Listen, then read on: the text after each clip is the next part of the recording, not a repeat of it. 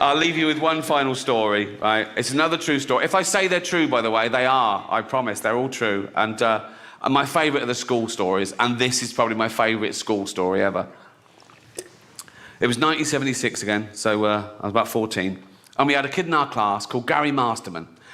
And Gary developed Tourette's syndrome, like every sentence of the swear word, and he had a tic. Because we learned all about it in assembly. Gary was up there, all the teachers knew him, all the kids knew him. He was a popular lad, right? And yeah, nice guy, Gary Masterman. But sometimes his tics seemed relevant. And I'll never forget, we were having this lesson with a young female teacher called Miss Wilkie, right? And she was at the blackboard, and she was doing those calling out suggestions. I can't remember what it was about, but she'd go, Simon, what do you think? Yeah, that's good. Yes, that works, yeah. Brian, what do you... Yeah, good, yeah. And she went, Gary. He went, I'll finger you, miss.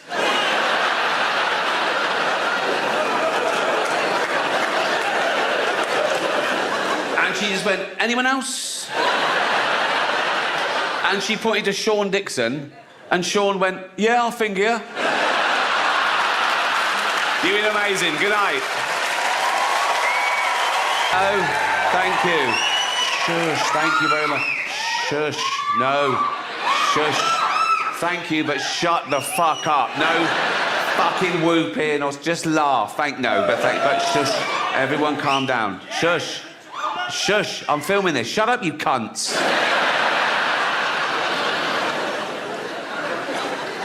Thank you very much. There's no dancers or jugglers. It's basically a bloke talking, which is essentially what stand-up comedy is, isn't it? A bloke talking. Sexist.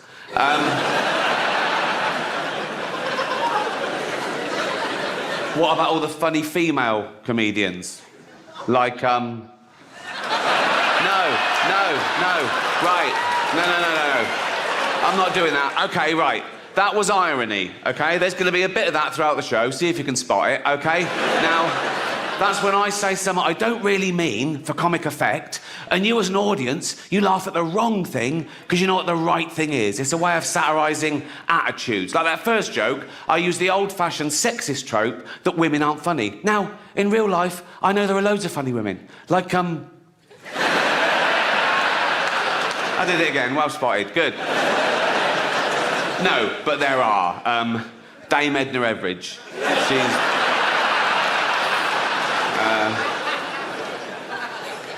Eddie Izzard. She's brilliant, isn't she? She's not only a great comedienne, she's also a great actress, isn't she? Some people can find them hilarious, some people find them the least funny person in the world. And when someone says to me about another comedian, they say, oh, they're not funny. Even if I agree with them, I stand up and I say, well, you can't say that. You've got to say, you don't find them funny, you know. And I hate it when people say, that joke was offensive. I got to say, no, you've got to say, you found it offensive. Because it's all about feelings, and feelings are personal. And there's loads of types of comedy, and comedy evolves, you know. There's a new type of comedy at the moment called woke comedy, right?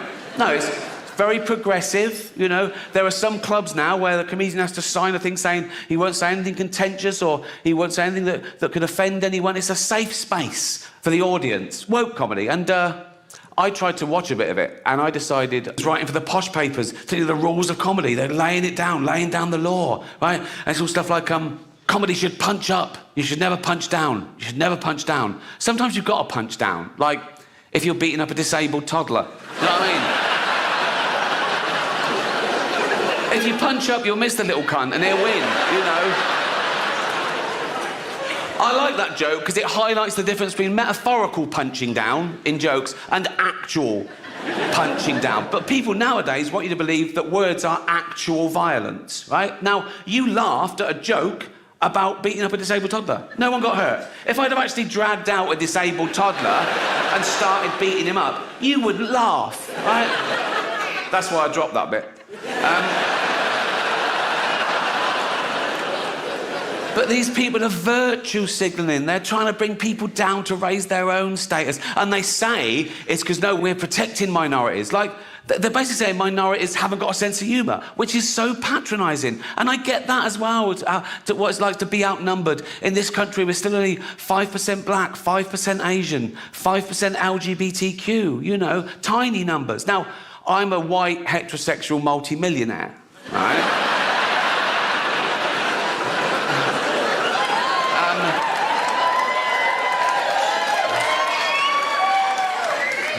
there's less than 1% of us.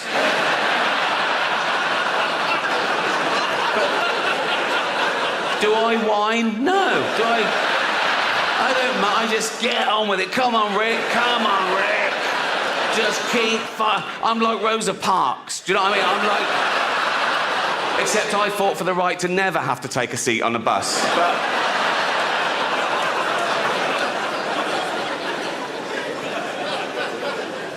Just people complain about things they don't have to watch. It doesn't affect them, you know? And again, everyone's got the right to be offended and complain, but they've got to know that we're not trying to offend. That's not our aim. You know, we're trying to make you laugh. We're trying to give you a good time. And, you know, here's the deal, right? So I riff. If I say something tonight that's so offensive, so off that you've never heard anything so fucking off the charts in your life, right? Don't make a scene. Go to the box office after the show. They can't give you money back straight away, but there's a form you fill out with the complaint, and I take those away and I shit on them. So that's the rules of comedy.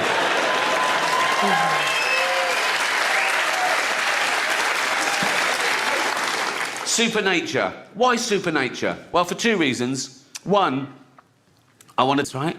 They were sort of childish, sort of shitty, homophobic tweets. It was about his son. He was mucking around. He said, oh, my son's doing so-and-so. I hope he's not gay. There was a massive backlash. He went, oh, sorry, I'm not homophobic, really sorry. He deleted them, right, and said, I'm really sorry. 10 years later, someone finds a screen grab and goes, look, he's done this. Oh, big thing. The Oscars go, oh, you got to apologise again. He went, no, I've apologised. I can't keep apologising. And he's right. If there's no value to saying sorry and evolving, he might as well just tweet him again. Right? That's how I deal with shit, anyway. But if you're the type of person to revel in someone getting cancelled for something they said 10 years ago, you're just ensuring that one day you'll be cancelled for something you said today. You can't predict what will be offensive in the future. You don't know who the dominant mob will be. You know, like, the worst thing you can say today, get you cancelled on Twitter, death threats, whatever, the worst thing you can say today is, women don't have penises, right? Now, no one saw that coming. There are no 10-year-old tweets of people saying... you won't find a 10-year-old tweet of someone saying women don't have penises. No, hear me out. I don't care whether you're black, white, brown, European, African... You're all going, yeah, that's all right, Rick. Black, white, brown, European, African. What about the fucking Eskimos? Racist, right? They're fucking weird, Rick. They are not weird, they're just different. They live in the snow. Yeah, that is their little house, the snow. So, right? Yeah, they wear a dead sea lion for their clothes. Yes, that's their clothes, a dead sea lion, right? But here's the thing about racism, right? You drag one out of his little hole in the snow and peel him out of his sea lion outfit, right? And he's standing there naked. You take a closer look, he's basically a cold Chinaman. So...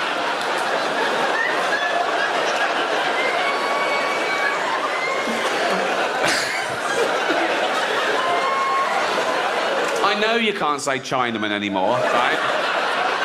I can't believe you ever could, because that is the laziest labelling of a demographic I've ever heard, right? So the first one lands on our shores, and we gather around going, what the fuck, where are you from, right? And he goes, China. And we go, oh, you're a Chinaman. And he goes, I'm a what? You're a Chinaman.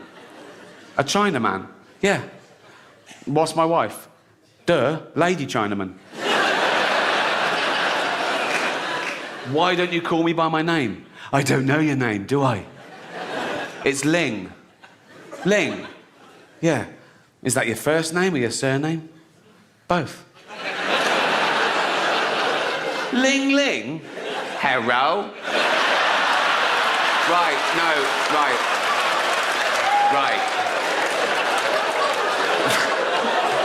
Remember, irony, okay? Also, that's not me saying that, is it?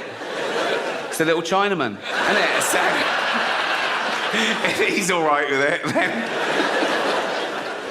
that won't be in, right? Remember SARS? Oh, gonna wipe out humanity. Didn't. Then Ebola, the flesh-eating disease. Well, oh, Ebola's come to London. Some nurse got hot for the weekend, and that was it, right? Then Zika virus. Remember the babies born with, like, the old-fashioned ones. You know, the old-fashioned women. Oh, God. You know, the ones with wombs. Oh. Those fucking dinosaurs. No, I love the new women. I know the new women. They're great, aren't they? You know, the new ones we've been seeing lately. The ones with beards and cocks. They're as good as gold. I love them. No, it's the old-fashioned. And now the old-fashioned, they go like, oh, they want to use our toilets. Why shouldn't they use your toilets? For ladies. They are ladies. Look at their pronouns. What about this person isn't a lady? Well, his penis. Her penis, you fucking bigot.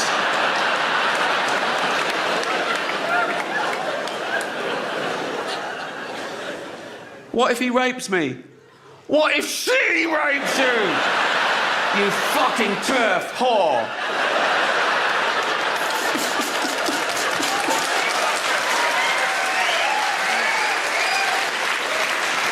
They made the meow up for us. They don't do that in the feral state. They go, meow. They learned that and it works. My cat goes, meow. I let my cat do anything it wants. They sleep when it wants. They go where it wants. If we get a parcel in the post, if I undo it, right, and if she gets in the box, I can't throw it away. Right? We've got about 17 all over the mansion. And if we're watching telly, me and Jane, if it gets in our lap, we think, oh, that's such a privilege, we don't move. Even if we need a wee, we don't want to disturb it. The other one gets the drinks all night, you know, And people say to me, you spoil that cat. I go, yeah, I do. It's a cat. It's not a person. What's the worst that can happen if you spoil a cat? Do you know what I mean? It doesn't grow up to be fucking Boris Johnson. It's... No, I don't get political. Although he is out of his depth. I mean, he started off by saying women in burqas look like post boxes. Now, it's not up to Boris Johnson what a Muslim woman wears on her face. It's up to her husband.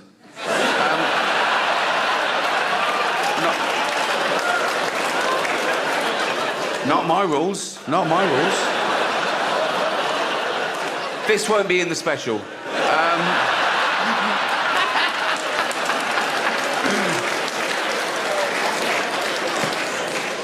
Edit.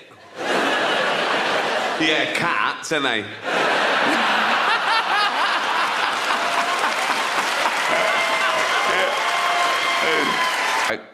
We did everything together, and we took a year out before we went to college to earn money to get pissed, really. And we did. It was the best summer ever. And but then something happened. His grandmother died, and he lived with her, so it was a big deal. And he went to the funeral. And the first place he came after the funeral was my house. He sat down in his little black suit, and it was just quite... I didn't know what to say. No hugging, right? So I just went, how was it? He went, it was awful. He said, she was cremated, and we all went outside to watch the smoke go up, and the wind changed, and it all blew in our faces, right? And I went, what, in your mouth? And he went, yeah. I went, I took a chance. I said, did it taste bitter? And he went, yeah. I went, that was her clitoris. Right? And my favourite of the school stories, and this is probably my favourite school story ever. It was 1976 again, so I was about 14. And we had a kid in our class called Gary Masterman. And Gary developed Tourette's syndrome, like every sentence of the swear word, and he had a tic. Because we learned all about it in assembly. Gary was up there. All the teachers knew him. All the kids knew him. He was a popular lad, right? And, yeah, nice guy, Gary Masterman. But sometimes his tics seemed relevant. And I'll never forget, we were having this lesson with a young female teacher called Miss Wilkie, right? And she was at the blackboard, and she was doing those calling out suggestions. I can't remember what it was about, but she'd go, Simon, what do you think? Yeah, that's good. Yes, that works, yeah. Brian, what do you... Yeah, good, yeah. And she went, Gary. He went, I'll finger you, miss.